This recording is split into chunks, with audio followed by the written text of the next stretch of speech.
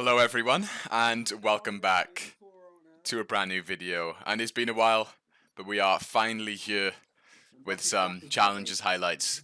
This is the final event of the championship. The first race being in USA, and then followed by Abu Dhabi. So yeah, before we get into it, I'll put the standings on the screen before the race. And as you can see, we are in P2 right now.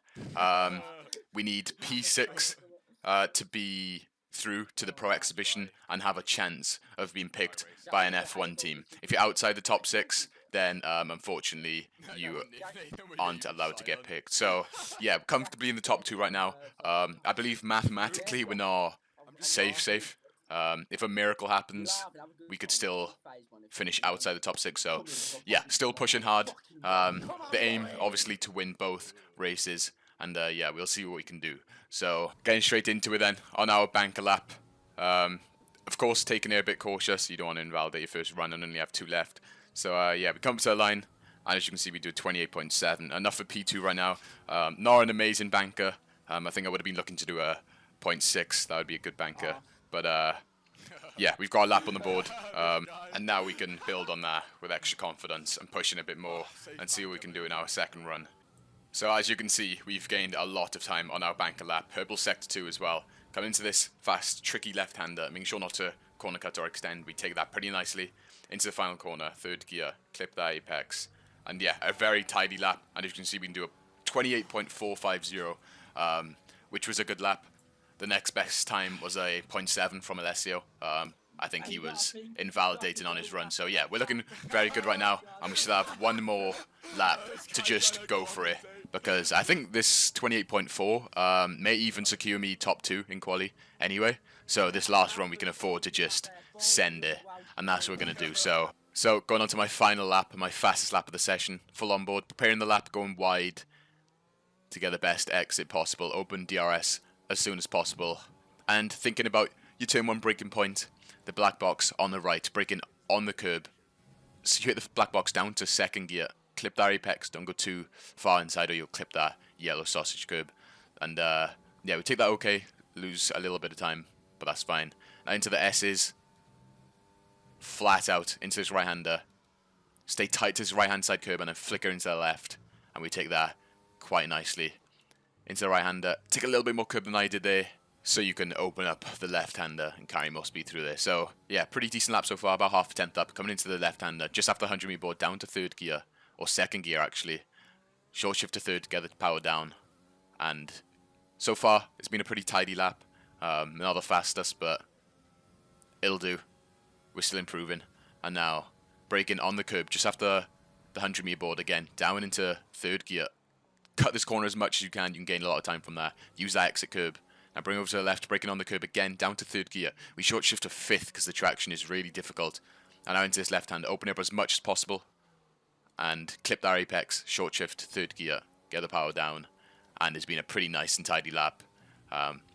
So now, probably the most difficult corner for me, this left-hander at the black box, down to 5th gear, take as much curb as possible, and you should have to send it through it, and then into the final corner, 3rd gear, clip the apex, get a little bit of a poor exit, but up to that line is a 28.326, and that was enough for pole position. So, as you can see then, we are on pole by just over a tenth, so pretty comfortable.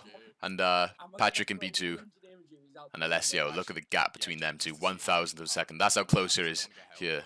And then a further 2/10 back to Ate. So yeah, we're looking comfortable right now, but we still have to do in the race. So let's get into it and see if we can take our 2nd win of the season. So, no formation lap here, getting straight into it. For round 9 of the F1 Esports Challenger season. And the lights are out, and we have been instantly jumped by Patrick. He's up our inside. We got one of the worst starts. Alessio was creeping up on us as well. Patrick squeezed us to the outside, so we have to back out of that one. As I say there, Patrick got a really good start. And I believe the pole sitter from each race on each platform was in P2 going into turn 1, so maybe starting P2 was OP. But yeah, it's fine. We're still in P2. We have a prime opportunity to win this race. We just have to sit behind Patrick, as per usual, as I always say, saving tyres, fuel, ERS. But Patrick actually caught me off guard. His pace was very strong at the start of the race. I don't know how much battery he was using, but you'll see, like, well, right now it's about 6/10, and at some points it goes up to 8/10, maybe even 9/10. So, yeah, we have to use quite a bit of battery to stay with him. I think, I'm not certain, but he could have been running higher wings because he was very fast through the corners. But when DRS gets enabled, I could catch him on the straights. So right now it's just a mission to stay in the DRS of Patrick because he had quite strong pace. As you can see, 7/10. We are going a bit wide there. So yeah, we're a bit rusty in the race. If you look in the bottom right hand side, you'll see on my MFD, I'm using 52 front brake bias. Now this will just help the rear tyre wear and temperatures a little bit more as we get our first warning. So yeah, very important not to get penalties, as you know, especially in a 25% race and the field's all bunched up. So we got to be wary of that. But yeah, 52 on the brake bias just to help out the rears.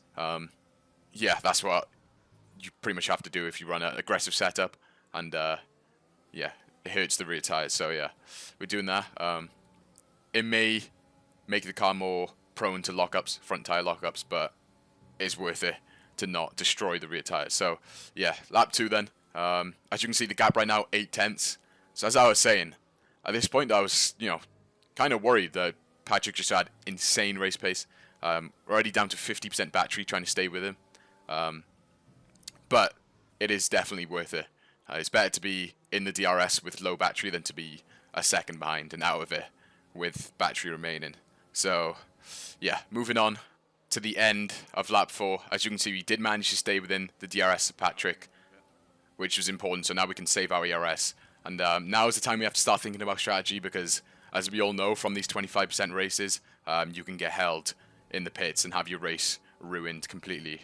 So yeah, usually the majority of the drivers stay out. Oh, well, you can't see that because of the mini-map being blocked by the face cam, but majority of people stay out. The ideal lap to pit is lap 5, I believe. If you go lap 6, you risk being undercut heavily. So yeah, we're thinking of going lap 5 right now. But of course, we don't want to get held. And yeah, pit stop time around 2.5 seconds.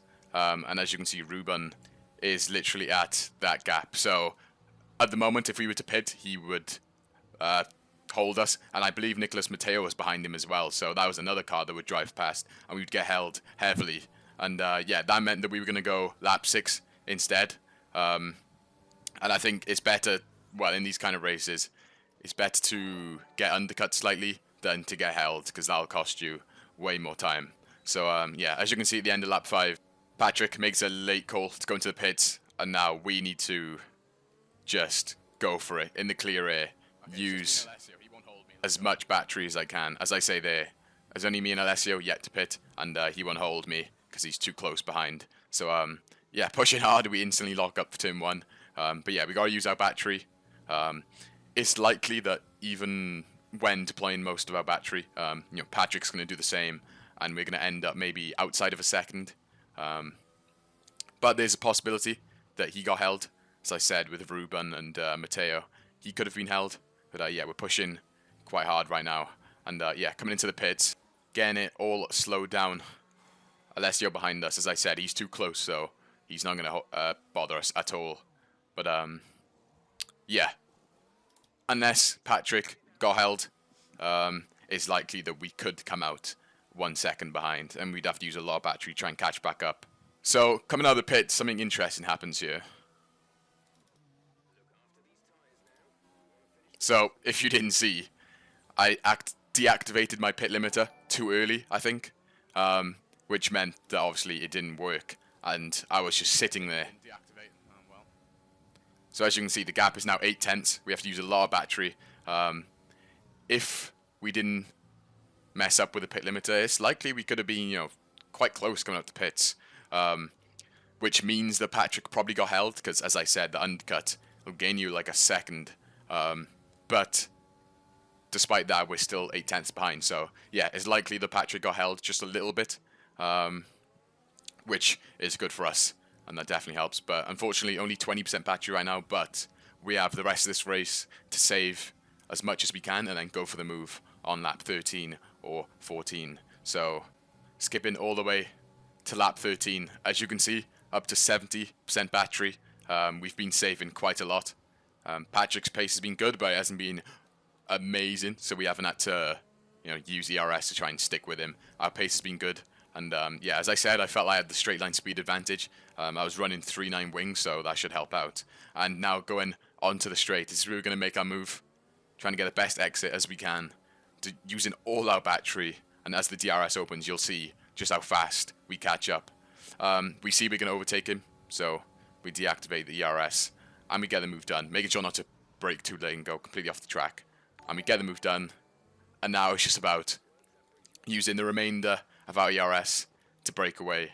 Of course, having them 1 lap fresher tyres will help in these laps. Not sure by how much, but it will give us a slight advantage. So, yeah, with our straight line speed, the ERS we have, we should be looking fairly comfortable to take this win. We just have to make sure we get a good exit onto the straight, no mistakes.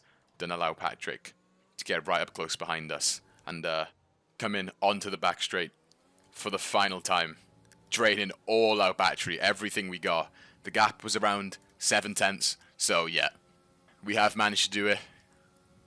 We are going to win this race as long as we keep it clean, don't get 2 warnings in this final lap. So yeah, a good race from us, well managed. We almost threw it away with our pit limiter situation. If he was out of 1 second, then it would have been a lot harder for us. But yeah, we get the job done, and we come home to take our 2nd win of the Challengers season.